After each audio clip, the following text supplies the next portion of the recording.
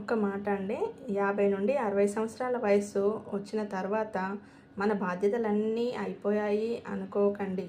ఎక్కడో కొడుకు దగ్గరో బిడ్డ దగ్గరో కాలక్షేపం చేద్దామని కూడా అనుకోవద్దు.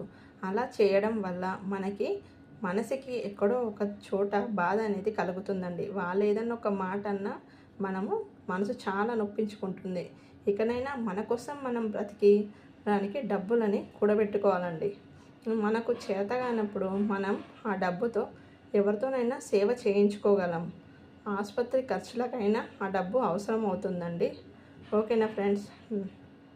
వీడియో నచ్చితే లైక్ చేయండి, షేర్ చేయండి, సబ్స్క్రైబ్ చేయండి ఫ్రెండ్స్. ఒక్కొక్కసారి ఆ డబ్బులు లేకపోతే చాలా బాధ కలుగుతుందండి. ఎవ్వరూ సహాయం చేయరండి. అందుకని మనకంటూ కొన్ని డబ్బులని కేటాయించుకోవాలి. వీడియో నచ్చితే లైక్ అండ్ షేర్, సబ్స్క్రైబ్.